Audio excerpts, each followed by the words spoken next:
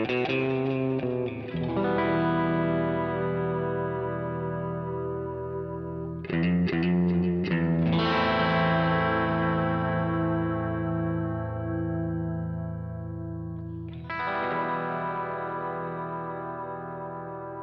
listening to Mark of the Maker.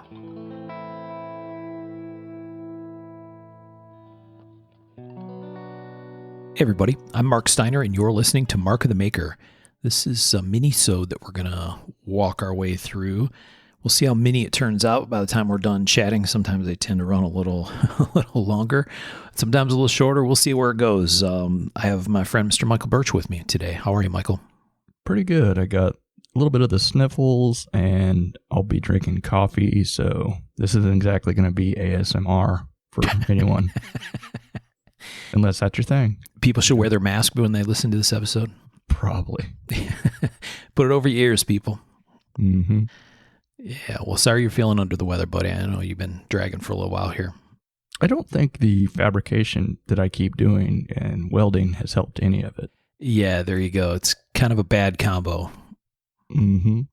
Little upper respiratory, little bunch of bullshit in the air. Yeah. Yeah. All right, before we get started, we probably need to thank a friend of ours, Fancy Material Man. Oh, yeah. And I got to say that I also got to give him thanks. I actually posted this up on my Facebook. This will be in the past for you guys. But American Metal Exchange, you know, George does all the stuff with their titanium and zirconium and all the fun stuff. But a while back, he gave me a pad, you know, just a pad with his name on it sort of thing. Old school sort of promotional thing. But I drew all my crap on it. I've made all my like little shopping lists on it. It's been kind of interesting. It's all tied together. A little American Metal Exchange notepad. Yeah. Yeah. But anyway, he's been supporting the show, and hit him up at amxinc.com for all your goody needs. Don't think he sells the pads though, so sorry about that. Right. You got to be a special customer to get the pads. Mm-hmm. Yeah, well, thanks, George, for supporting us and sticking with us for another season. We really appreciate you. And, folks should definitely hit George if they need fancy metal stuff mostly, right? Yeah. All metal. Damn steel. Yeah. Zirconium, titanium. The whole shebang. He's got it. Mm-hmm. All the shit we need. Yeah. All right, so let's talk about, we wanted to get together and chat about this, I think I referred to it as a press odyssey that you've been on about making a forging press, right? Yeah, I think we've talked about before my strange proclivities and idiosyncrasies and every other word you can use for my strangeness. And I think I've talked about my single focus that sort of cuts everything else out. And the single focus has 100% been on building a forging press. Man, it's been something I've wanted to do for a long time, and I don't know what kicked it off or why now. I never usually do, but it hit me, and I really, really wanted to build a damn forging press. So that's what I've been doing. Yeah, that was one of the questions I was going to ask you was what triggered this recently? I know it's been kind of on a slow boil. I think the cold weather is a big part of it. It's like, that's when I started thinking about Damascus. That's when I used to, go to Jody's and we'd make Damascus together. And I think, and those memories would pop up, Facebook memories, and I'd be like, man. And I don't know. I feel like I want to separate myself again from some other makers or so. I don't know. I want to make my own shit. I want to move more towards solo authorship if I can.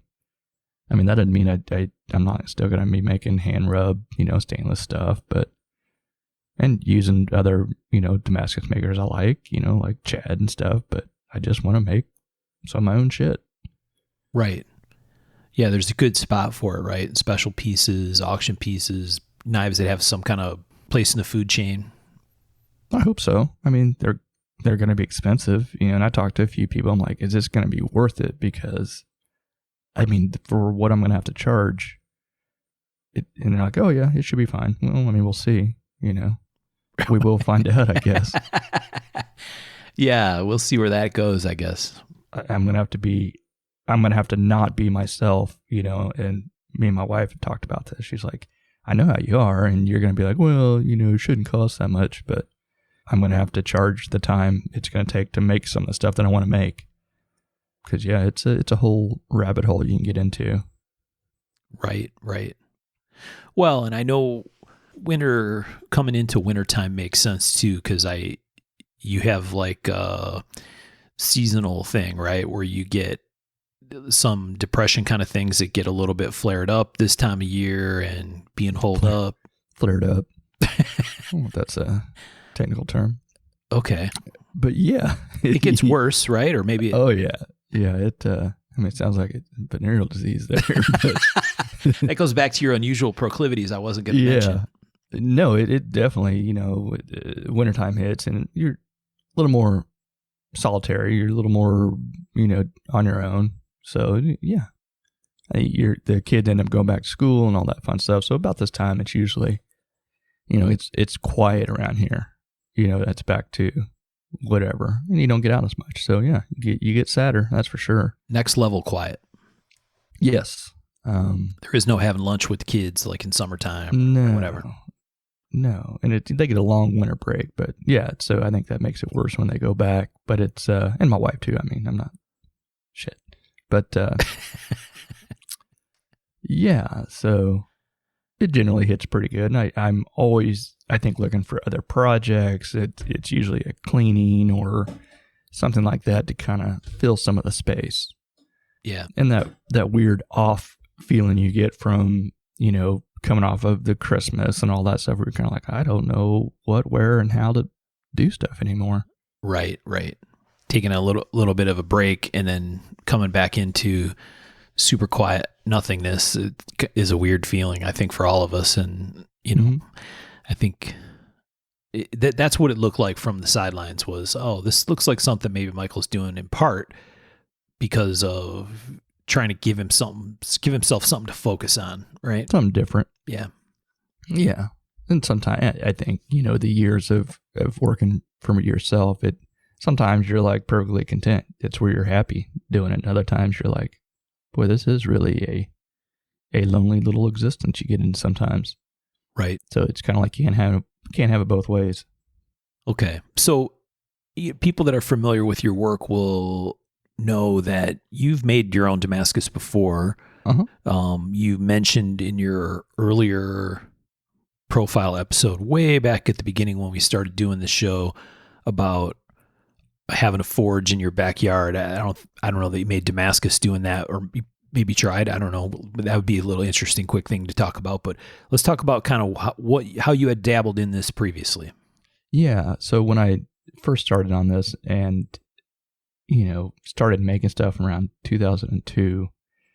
I was living in town, and we didn't have kids at the time, but we did have like a sandbox for the previous owner's kids or whatever. So I got real heavy into hormones and, wanting to do this stuff. So I made my own forge really poorly. It was like on a 110 Craftsman MIG welder that my dad had handed down to me because it didn't work. It's kind of a thing he does. Got it going and made some horrible, welds, but I still have that forge. I don't know why it's still standing, but it is. But I also, before that, I actually took some bricks and like a fish cooker, the fryer. Oh yeah. I sunk that in the sand, used fire bricks, and made like a little in the ground heat treating forge. I bet it looked real good at night, because that's when I would go out and do it. All squatted down in a sandbox. But yeah, I made staring into the pits of hell. Yeah. I'm sure they thought it was meth or some shit. I don't know. But yeah, there you go. Yeah. I also picked up an anvil and I used to dabble a little bit. Not like really forge out some stuff, but I would poorly do some fixed blades. I was under the assumption that, to do a good hamon, you need to be forged, which has nothing to do with it at all. But I didn't know that shit. So yeah, I dabbled with it. And then, become friends with Jody Moeller, and he had invited me, and this may have been even before then, to go out and make some Damascus. And him and his dad had been making Damascus for a long, long time. I mean, they used to make and sell a bunch of the cable Damascus, twisted up, and yeah. So, after I did that, I was just like, it's fun. It really is a very kind of therapeutic, fun thing to do. You get to create. It's just another way of creating something that is interesting. It's a lot of heat. It's a lot of something kind of primal about it, I guess. Yeah, it kind of goes back to the root of, the idea of, quote, making the steel, right? Mm-hmm. Is, I don't know, it's a primary part of the whole process. But the designs and what you can do, the manipulations are endless. Right. There is no, there's only one way to do this or the other way. There's so many ways to do it. That's what's fun to explore. To me, it's like, what if you did this and then cut it and did it this way? And, it's pretty amazing. Yeah. And I like that. I like that aspect of it. And then at the end, you get a knife that nobody else has. And they can't have one. They can't make one like it. I mean, someone can have something similar, but it's kind of like a Hamon or whatever. You can try to make them as similar as you want, but they're not. They can't be. Doesn't work that way. Right. Little fingerprint. Yeah, absolutely. Very cool. So I've been, then back in those days, it was like a lot of blade forums and a lot of like, you'd always read about someone building a press. That was a big thing. There was maybe one company, I think Uncle Al Riverside was selling a press maybe. And, what was the other guy? I sent you the picture the other day. Ron Claiborne. Yeah. Used to sell the real pretty with the pinstriping press. Pretty badass stuff. But hell, back then I was like, there's no way I'd spend that money, and it's cheaper than it is now. I was like, man, that's so much money. So there's always these homemade press ideas going around, and there used to be a fellow named Indian George, that was his handle, George Rebella, and he actually passed away not too long ago, sadly. But he always had this list of parts, which are pretty similar to some of the parts I use now. A lot of them are discounted and, not discounted, but discontinued. But it was his parts list of Surplus Center and Northern Tool pieces you need to make your press, to make a hydraulic system go. Well, that's pretty cool. Yeah. Kind of like the basic recipe. Yeah. And he used to pass it all around, and when I was researching this, I'd still come across that list. So it's kind of cool. But it's like, so these guys that I looked up to would make their own press, and you'd have like a C press, which I'm holding a C up, which no one can see. It makes no sense. Which is basically like, one-sided. Like imagine the letter C. You have two pieces coming together and squishing. The coal iron forge, those are a version of a C press. Okay. And they've got theirs pretty perfected. And if you're doing something like that needs to connect or whatever, that you're going to need that open space. For me, I'm not doing any sort of ornamental, or not going to be that I know of, forging or whatever. So I wanted to make an H press, which is inherently can be a little bit stronger because you have supports on both sides. Your dies, are in the middle. And that's probably an excuse for someone who has less skill at welding and all that to be able to make a stronger one without having the ability to use better material or weld as good. You know what I mean? Yep. And that might be another way that they're more popular for makers. But I also want to toss out that all this is very dangerous. I don't know if I should have said that from the get-go. The kids at home should not immediately begin building a press. I've seen some pretty weird ones actually work. And mine's going to look pretty weird too, but it can be very dangerous. It's structural stuff you're trying to put together and hoping it doesn't crack and explode. Your 3,000 PSI is no joke. You have to be very careful about where you're putting shit. Read as much as you can. In doing this, I kind of miss the old forum days of where you had a question and you can just ask and you'd get 50 replies and pick out 2 of the ones that seem the most common sense and go from there. Yeah, this is definitely a thing where there's some math you can do, and then there's some some guessing, and if you put this thing together and load it and something's not right, or you load it too much, or you didn't make it strong enough, the results could be very, very exciting very quickly. Yeah, it can be very tragic very quickly, very deadly. Yes. Bless her heart, my mom, she's gotten on the Instagram and stuff now. And she'll say stuff like, stay safe. I'm like, that's my plan. Right. But you have to understand, nothing about knife making is really that safe. Yeah. So that's what I was going to say about the safety caution. Yes, I think that's fair to include. And also, a lot of the people that are listening to this are knife makers and do what to any normal person would look like really dumb things a lot. Yeah. Really sketchy things. I had the kids in here and they want to make kitchen knives, which is fantastic, or Christmas break. So we got in 3 days of time with them to work on these, which everything takes a lot longer. And yeah, not that I would finish a kitchen knife in 3 days, but but it really opened my eyes to some of the practices. I was like, shit. I was like, well, we can drill, but I'm like, well, you're not going to be able to hold on to this and drill. So let's go down to the Bridgeport and, actually clamp everything down and do it the slow, safe, boring way. Yeah, the slow, safe, boring way. Mm-hmm. Good times. So yeah, I kind of had to jump into a mode that I've never been in, like fabrication. I've dabbled with a little bit of putting shit together, like I'm sure every dude has.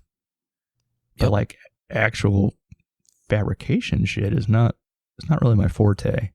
I'm not a guy that builds a lot of jigs or, does stuff like that. But I found I really had to get into doing some welding, and big help from Cesar Gamino, our friend. Asked him a ton of questions about structural stuff, because that's what he builds, these heavy duty, I think they're for dump yards or something, but it's actually the hydraulics and the presses they use to squeeze all the shit. Yeah. But then all the walls and stuff, it has to hold up to pretty high pressures and stuff. So he knows his shit. That's what he does. And he even offered, he's like, I can be out there by Friday and I can come. Who does that? Yeah. Like, very sweet of him to do. Of course. And I'm like, I got to learn to do it myself. I got this. Mm-hmm. But then, of course, I had to pick up a welder, so I had to buy a good welder, and which I'm excited about anyway. All this it kind of goes back to, should I have just bought a press? Maybe, Uncle Al still sells his. There's, like I said, the coal iron, that's gotten very popular. There's a ton of people with that press. They make a 16 and a 24. But it is pretty expensive, but you also, I think you get what you pay for there, and probably a lot less aggravation and time for sure. Yeah. So I can see the appeal of it.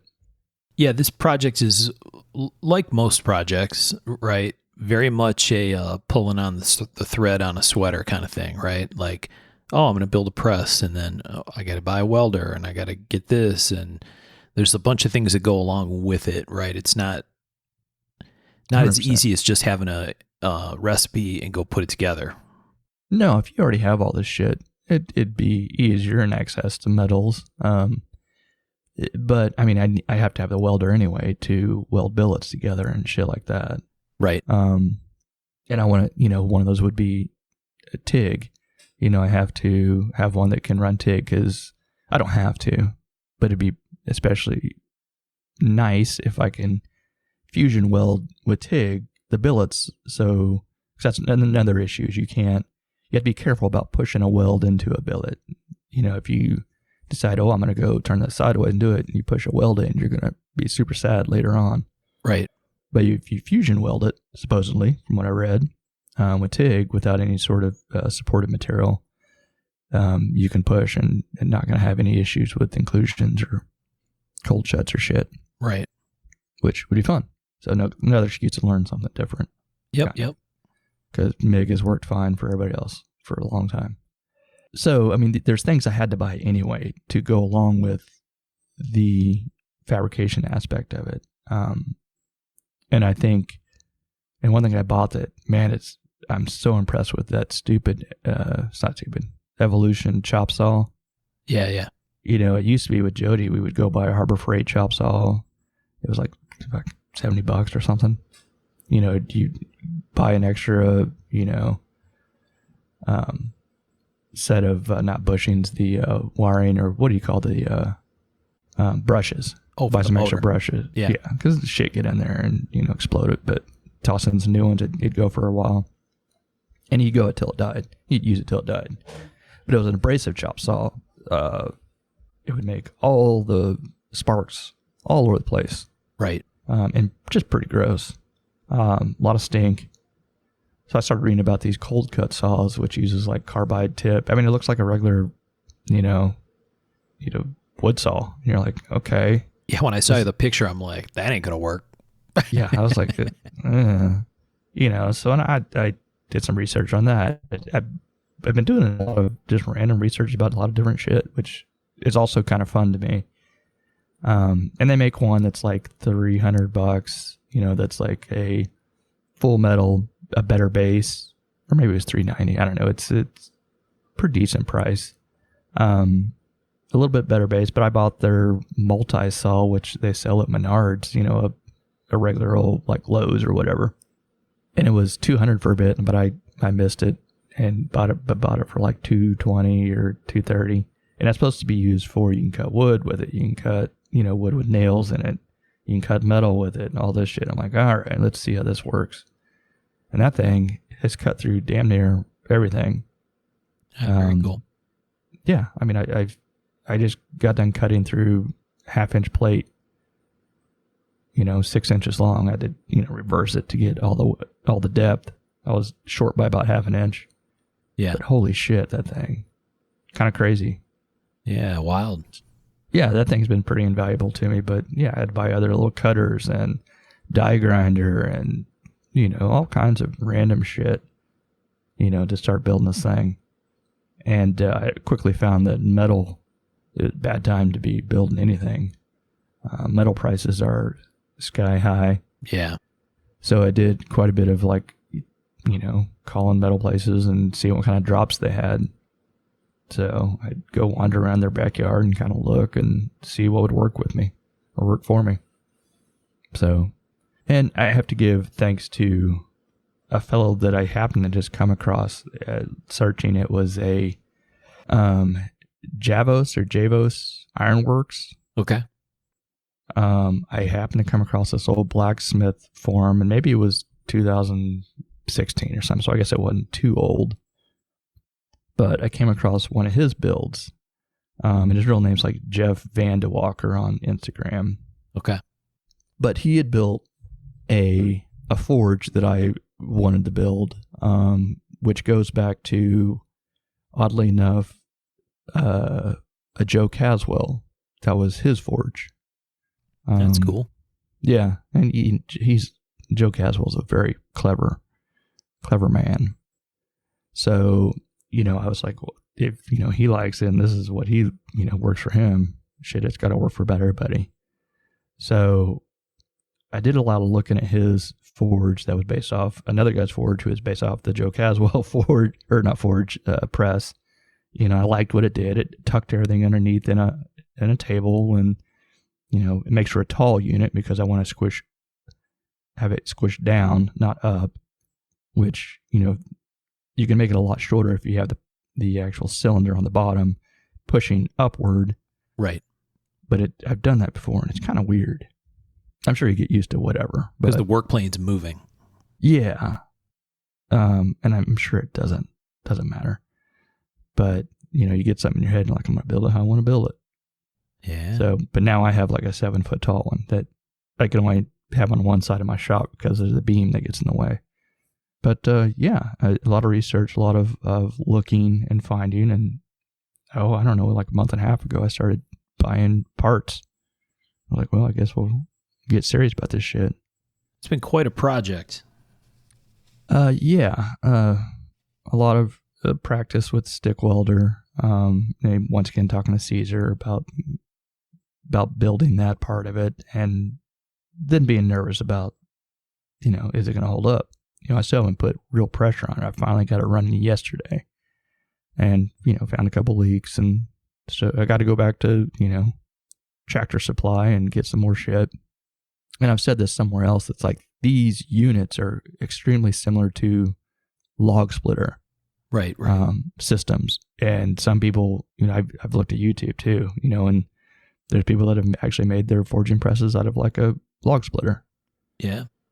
And that was always a question back in the forum days is, can I make one out of log splitter? It's like, yeah, it's, so you'll find a lot of these parts at local, like Tractor Supply, Northern Tool, which actually used to be Northern Hydraulics way back in the day. Yeah, yeah.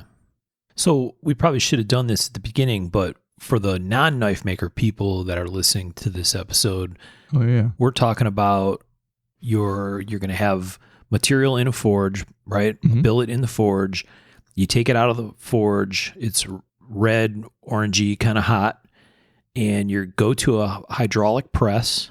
People have seen probably on Nick Rossi's feed or Liam Hoffman, those kind of people, they'll have like a big power hammer thing, right? That's like bam, bam, bam. This is not that. This is not like that.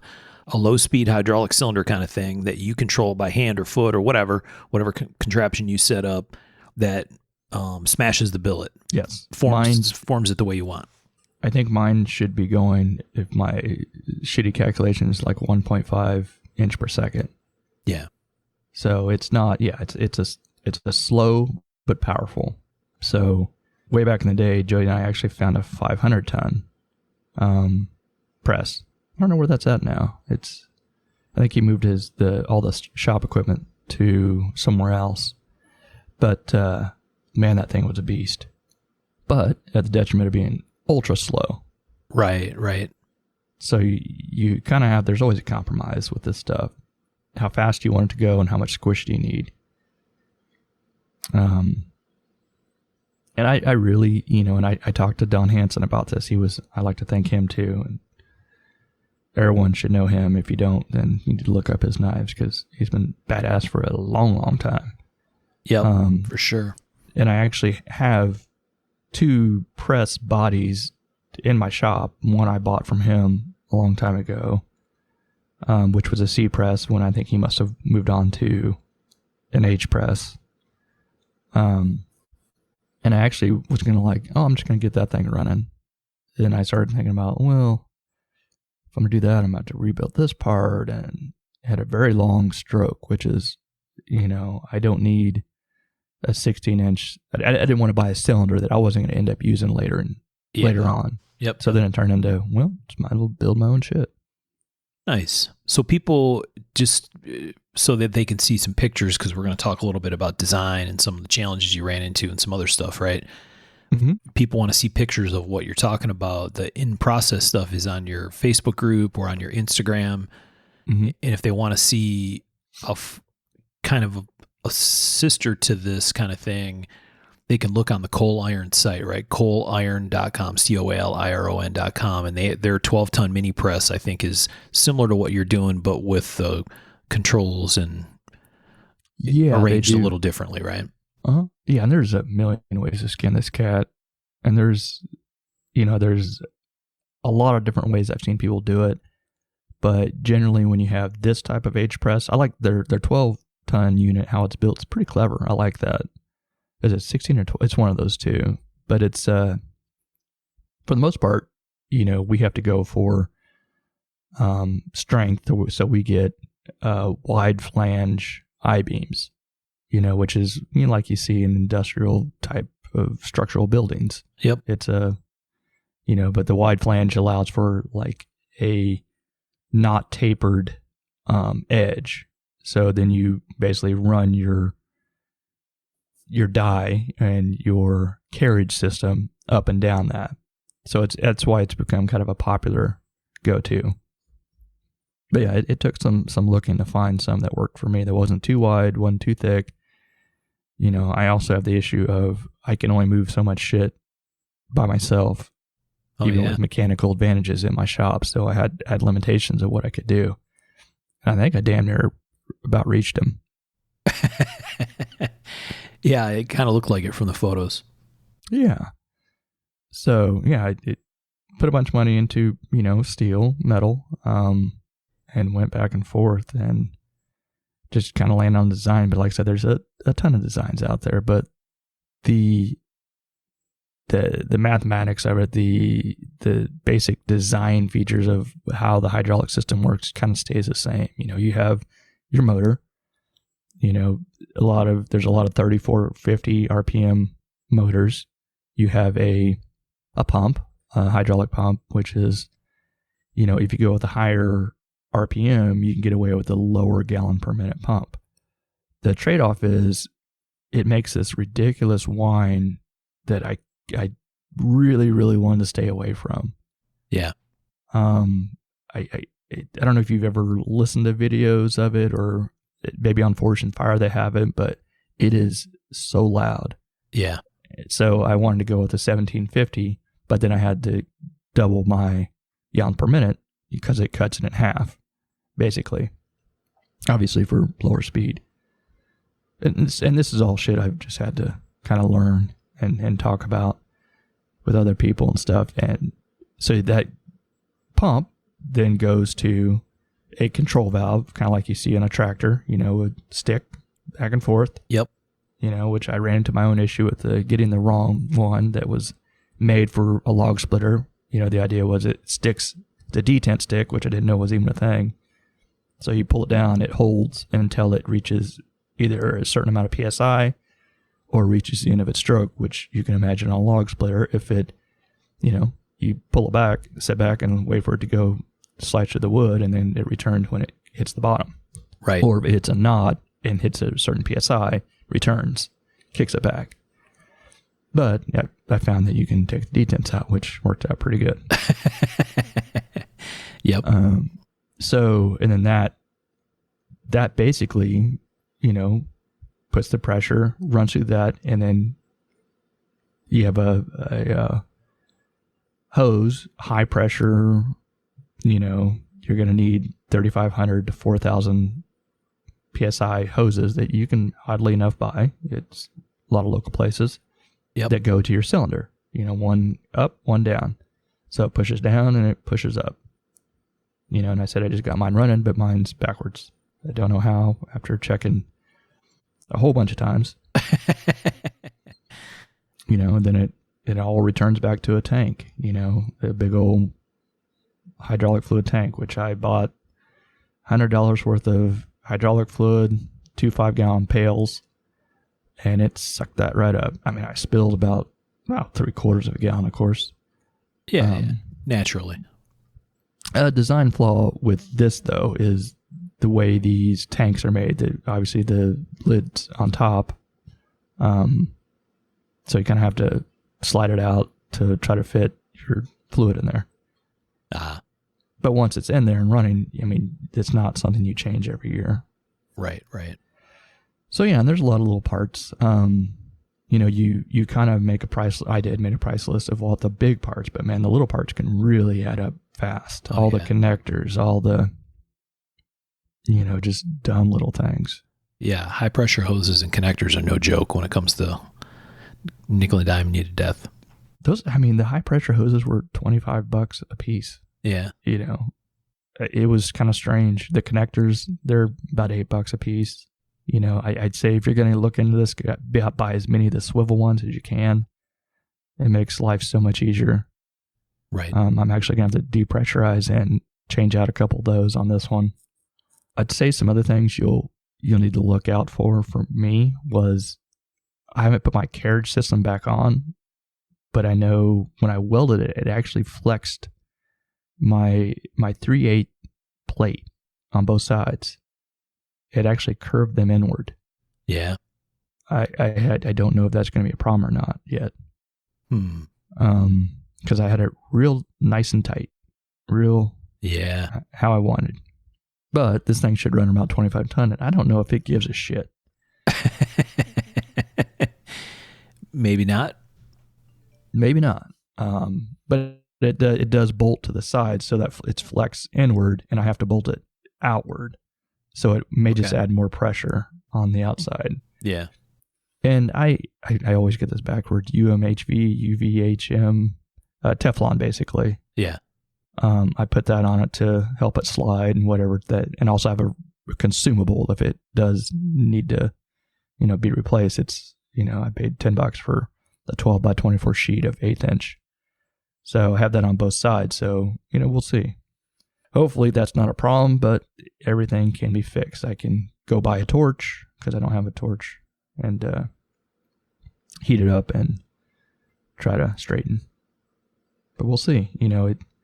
I really ended up using about everything in my shop. The CNC was so good for this. There's some shit that I was like, I do not want to, I don't want to drill through these plates because hand drilling a lot of the shit takes so long. I busted out the whole drill doctor, which I haven't used since I was, first making knives. I thought, I had to have one. But by God, for some of these big old drill bits, it's pretty handy. It's not really a throwaway because you paid $250 for it, from MSC. Some of these are a little more expensive. So I was a lot of standing on top of stuff, drilling down. But if I could make it on CNC, I did it. And it's actually not a bad idea to, if you have CAD or whatever, have someone water jet it, Yeah. It'd be a good way to kind of get some of those holes done for you. Yeah. And I'm going to be more than, I will put up what I bought, whatever. I'm going to make sure this shit works for real. But, but I will be putting out, the stuff I bought and the price list and links to where to get it. But once again, please, be safe about all this shit. There's like I said, it could be very dangerous, but yeah, the fact that I turned it on and it worked was pretty satisfying yesterday. Oh, I bet. Even with it going the wrong direction, right? Like, wow, the fact that it runs up and down is gotta be a rewarding feeling. No, I didn't have any pressure on it, so I don't know if I could still explode all my welds, who knows? But I'm kind of optimistic. The carriage system scares me a little bit. Put a lot of time into that, and definitely don't want to make that again. If that has to happen, I don't know how much my stubbornness will put me through that one. Because I think I've said on here before, it's like I'm not really necessarily good at anything. I'm just fucking stubborn, and I just keep at it till it works. Yeah. Well, we had a conversation when you were kind of getting into this where it was like, whoa, I actually have stuff at my disposal at this point to be able to do this kind of project, right? I mean, yeah, you had to buy some tools and especially now that you have the welder, you can do a lot of things, right? I mean, the fact that you could do this project kind of in-house is pretty cool. I mean, I know people do them in their garage or whatever, right? Too, but there's capability there that maybe sometimes it's easy to forget about.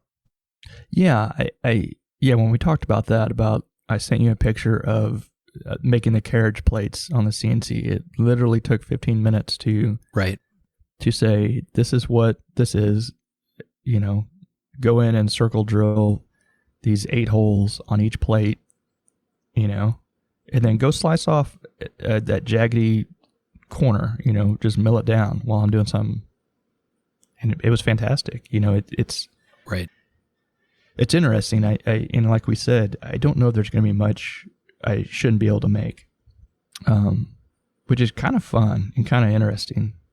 And I think that's kind of a little bit of my dad in me. He was always, a little bit of everything, that jack of all, master of none sort of thing, which I kind of feel that way sometimes, but it sure is nice to know that I can make about anything I want. Oh, yeah. If I need to. Yeah, that's pretty fantastic.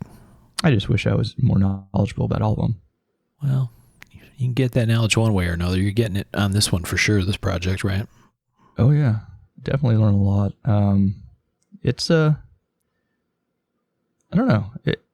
I got to say, though, it is kind of satisfying, to just build something, and that's one thing that, like I talked to Billy Childers, he was like, just buy one. That's like, we always talk in terms of knives. And that's like, it's like, 5 knives or something. It's like, okay.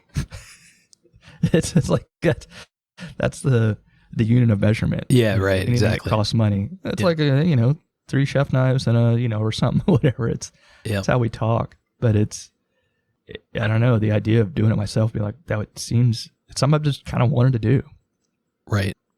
And maybe an excuse to do something over this winter. Like I said, it's probably a mix of all that stuff. Yeah, there you go. There's nothing wrong with that. No, but it's... Aside from that not making money for a while thing. Ooh, that's been rough. I get... And I've driven all over the place. I think I've put more miles, in my truck than I have previous years. I feel like I've gone every day somewhere. Either look at metal or, go look at, little fittings and shit. And it's kind of like when you're any project you do, you're like, you make a list, make it on my little notepad here. And like yesterday, I was like, oh, I'm going to finally get this thing going. Somehow I missed one 90-degree elbow. Yeah. So back to Lowe's, and I was like, son of a bitch. This is a thing where Michael has spent more time out of his shop on this project in the last few weeks than he has in like 10 years. 100%. Yeah. I really have. I've I knew my truck wasn't good on gas, but I never really drove it enough to really realize how much it sucked. Yeah. Like this, you need more gas? What the hell? Right. What? A tank of gas lasts me 3 months. Why am I getting gas now? Shit, 3 months. Yeah, it's but I don't know. I think it's been a fun experiment, and I know there's a lot of guys that are kind of getting into it. This was interesting that I started posting photos up, then I started getting photos in of, hey, I just built one, or it's interesting about the community. Someone would just shoot me some advice and out of the blue and be like, hey, this is what I did. I was building one and this is what I used. Or right. It's kind of fun. And I think there's a lot of people making Damascus, like we talked about on the previous episode. Yeah. But so I'm probably, Johnny come lately to that one. But I mean, people have been making Damascus for a long time. Yeah. But maybe that's part of it too. Maybe I was seeing more of it, more and more Damascus, or maybe I was looking for it. Who knows? And maybe that was part of the impetus for being like, oh, I feel behind. I feel like I got to make this. Yeah, it definitely feels like there are more modern folder maker people doing sole authorship stuff than ever before. There's been I wouldn't call it a surge, but certainly like, oh, look at that. Well, look at that guy. Well, look over there. Hey, look, Gus Ciccini. He's doing some badass stuff over there. You know what I mean? It's like a bunch of these, and when you kind of start paying attention, it's like, oh, there's a bunch of that stuff going on out there. That's very cool to see. Yeah, it goes back to like, yeah, am I seeing it because I'm looking for it, or is it just happening a lot more? But it's really cool to see, and you're like, I want to be part of that. Yeah. I mean, I love, some of the stuff you buy, and I love Chad's stuff. I love a lot of the stuff out there, but it's like, you get a couple makers or a couple folders that have a similar line, designs and stuff like that. Then they use the same materials. You're like, it starts looking a little cookie cutter. Right. So what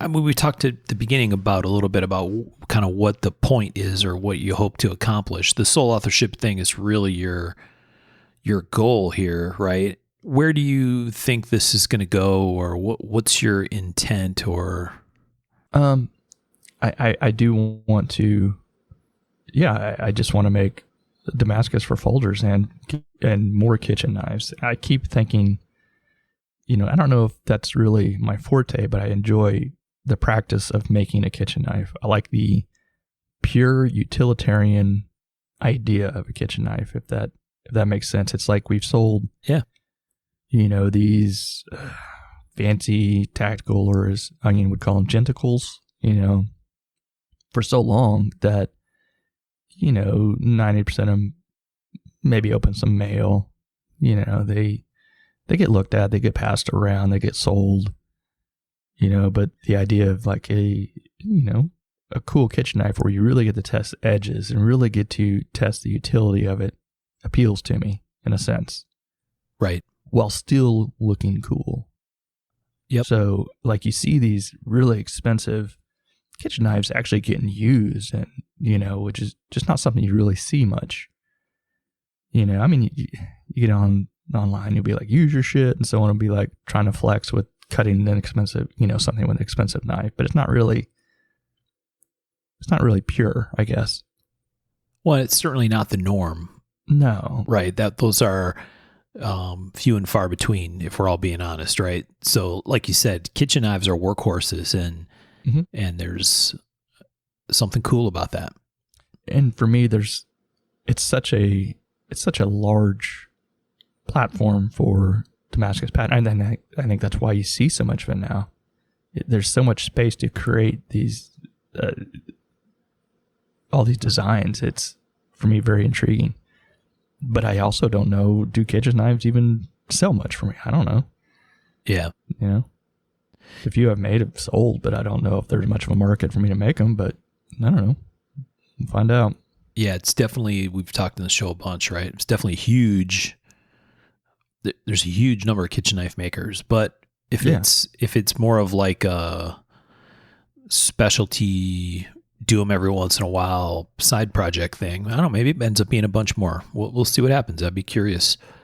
It's not going to be something I just move away from everything else and do it. Yeah. But I mean, there's also, like we talked about before, there's a lot more fixed blades, and that's also a good, canvas for Damascus, is smaller, fun fixed blades that you can be like, hey, check it out. This is, I don't know, I want to do more of that stuff too. Yeah. So it opens up, once again, just doors, I guess. And that's what I think I'm generally always looking for. And maybe, right. I don't know. I don't know if it's good or bad, but I think it's just the way I am. Yeah. Well, it's really cool stuff. I think to me, it's an example of watching a maker step outside the box. And I always enjoy seeing that because, you guys learn stuff along the way. And I think that's really fascinating to watch. And so for me, that's what's been kind of cool about just kind of keeping an eye on this project is, oh, look at him. You know what I mean? You're doing stuff, and it's not stuff that you're accustomed to or even necessarily started out having a bunch of knowledge about, but he's doing it anyway. And that's cool. I mean, for me, that's because that's what makes me tick as well, right? Is if I'm doing stuff that I already know how to do, it gets really boring really fast, right? Learning new stuff is kind of a primary motivator for me. And so seeing other people do the same is really cool. And I don't know, I like it. Well, but I also wonder if my mental health would be a little better if I stuck with stuff that I was, halfway knowledgeable about. Because maybe, I jump into these things and I just I go hard at it. Right. And I'll be like, I'm going to consume everything I can find about this and get frustrated, get, excited, both, Yeah. I don't know. It's wild. Yeah. Somewhere in there, for me, that ends up feeling like reward. Yeah. Hopefully it does. Yeah. I mean, if this thing ends up working, I'd be like, holy shit. I mean, doing victory laps out around the shop. But then it's like, what about new forge? Right. Because my forge is a big, tall one. I truly made it more for heat treating. Yeah. There's no direct flame hitting anything. Right. Now there's ribbon forges. You ever seen one of those? A ribbon forge. I don't know. Yeah. It's like a forge on turbo. Ah. Oh, yeah. So, of course, I'm probably going to end up making one of that. But it's basically just, it's like a regular forge, but except it's got a bunch of holes in it. So more evenly, because a lot of these made for Damascus have a single burner or a row of burners, but you still have, they're very small enclosed spaces. Yeah. And so then you have a burner pretty close to your project, and it's going to heat up one spot real fast, and others not so much. Right. The ribbon just basically has a lot more heat over more area. Right. Interesting. Yeah. But it looks like a fun project, and I kind of need, I'll probably end up needing a forge that you can set stuff on, because like I said, it's about a foot from my hole to the bottom. Yeah. I don't know. We'll see. I'll make some shit first and then decide I need one. Let my funds recoup a little bit, because I've been wearing out that credit card. Yeah, Abby's off to the side going, oh yeah, she's good. So how much did you spend today? And I'm like, I don't.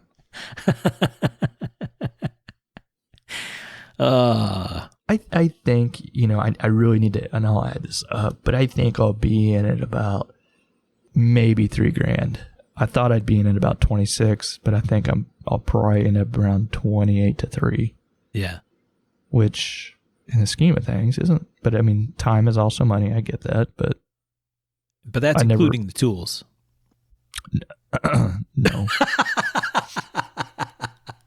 All right. I'll edit that part out. No. The welder was $1,000. I mean, there's so much money, but it's also, and I knew this going in, it's like, there's shit, I'm going to need a lot of these tools anyway, to make Damascus. That's the problem. I'm going to need that chop saw. I'm going to need the welder. I'm going to need, this is shit but I'll have to get a different chop saw for some of the Damascus, because supposedly the cold cuts don't work well with anything that's not fully soft. And sometimes you just got to slap some half hot shit on there and cut it in half so you can keep going. That's where the abrasive comes in pretty good. So nice. There'll still be some spending and whatnot, and and I don't know. I haven't even bought like a bunch of the shit I'm gonna need, like some powdered steel and all that crap yet. Right. Because I'll definitely, and I'm gonna need a horizontal bandsaw. Don't have one of those. Yeah. Yeah. Never ending.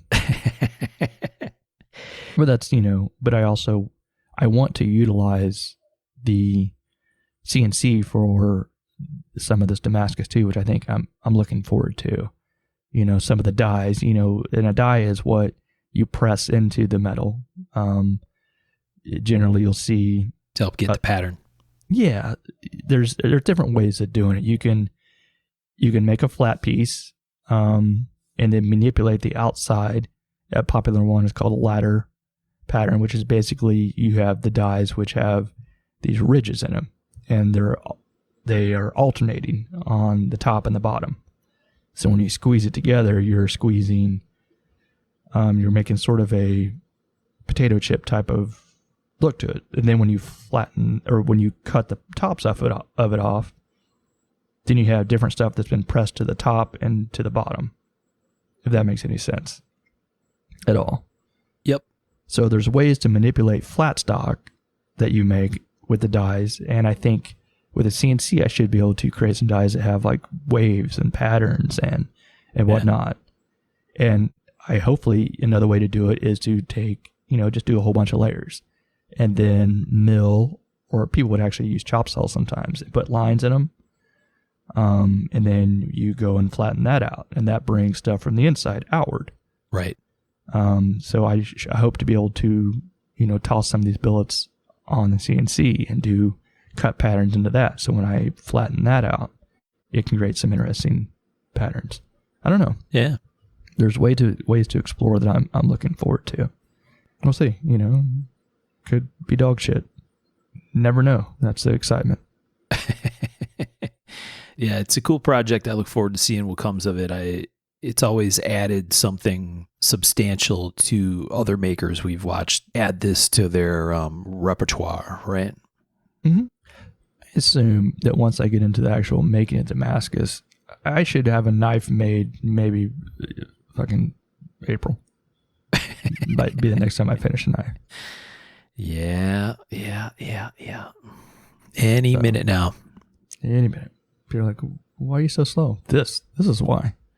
Yep. Self-inflicted pain. Yep. I thought earlier you were going to say, I'm going to use the CNC. I thought you were saying, I'm going to use the CNC for good. I use it for everything. Not for evil purposes, but for good purposes. Mm-hmm. Yeah, I'll tell you what, there's something satisfying about tossing some homemade Damascus into the CNC. Is going to be pretty cool. Oh, yeah. Yeah, for sure. Little old, little new. Yeah. All right, man. Well, very interesting discussion. I look forward to seeing what comes of it. I know people that have been following along are looking forward to your first projects. Billets, see what these look like, and that'll be a really, really fun and I'm sure super rewarding step. It would be for me. Well, I've been like researching, what do I want to make my first billet? Do I want to make some W's? Because there's some classic types of stuff you can do. Yeah. What do I want? Yeah. Tough call. It is.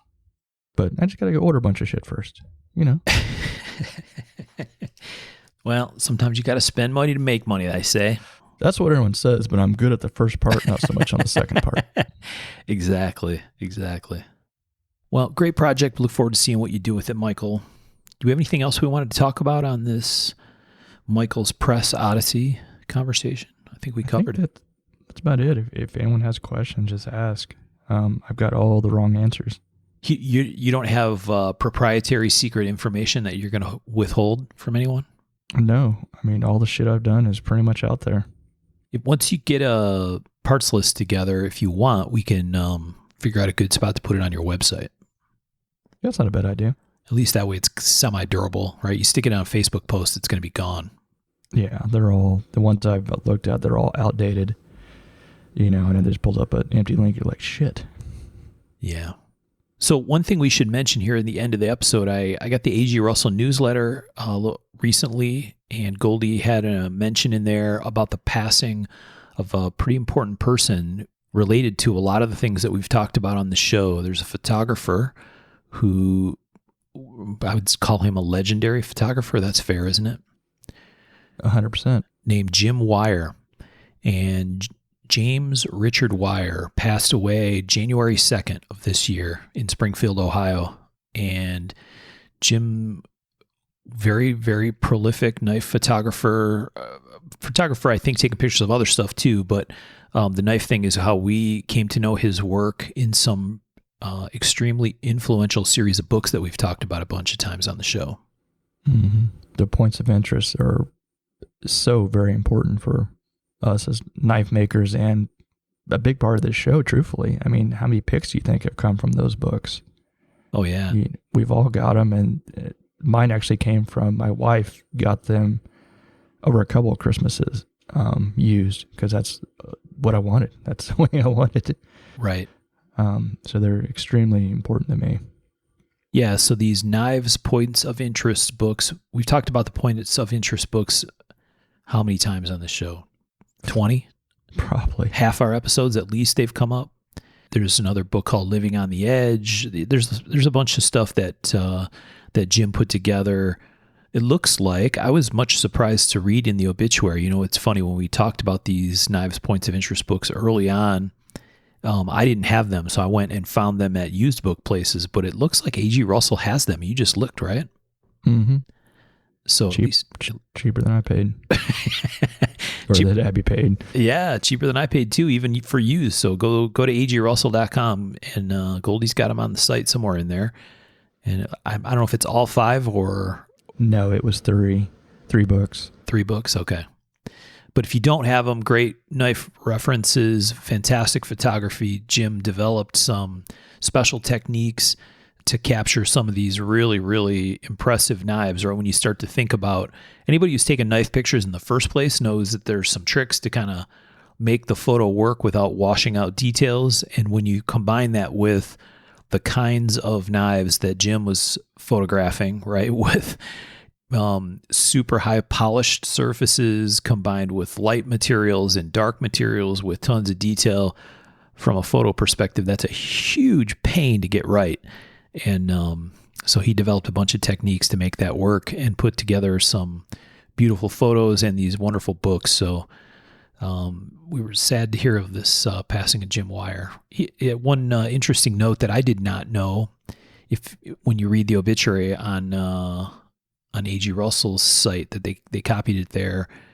It says he was he had a photo of some tornadoes that was appeared in Life magazine and in some scientific journals, and he had a bunch of other photos published in Time and Life magazine throughout his career. He also took photos of and met with 8 presidents, including Truman, Kennedy, Johnson, Nixon, Ford, Carter, Reagan, and George W. Bush, which is wild, right? Mm-hmm. So the fact that he was able to photograph them and meet them and stuff is a really, really cool thing. So condolences to Jim's family. It's kind of a cornerstone piece of what we talk about on the show. So it was relevant, and we want to make sure we mentioned it. Yeah. Rest in peace. That's great career and a long legacy, right? Mm-hmm. Yeah. Okay. Well, thanks everybody for listening along with us, and we'll talk a little more about Michael's situation with this press and his activities, I'm sure, in our episodes as we keep going, but wanted to share some. What's that? If we don't talk about it, that means that shit didn't work. Yeah, that's an important barometer people should watch for. If we suddenly stop talking about the press. Well, I hope you're welding up a big piece of rebar or something to attach to that control lever so you can stand way outside. But that first kick on yesterday was kind of like, I don't know, you turn your face a little bit like that's going to help from, Yeah, you're just going to shrapnel the side of your head instead of directly in your face. The squint is really helpful. No doubt, no doubt. Well, here's hoping to remaining in one piece, my man. We'll find out this week, I hope. Yeah, awesome. All right, thanks everybody for listening. We'll talk to you next time. Thanks all.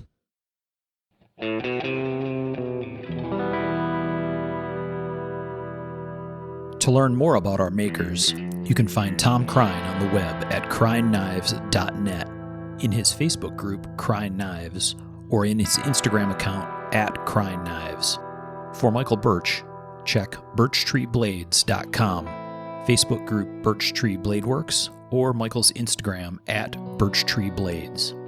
For myself and the Raygun Bead Project, we're on the web at raygundivision.com.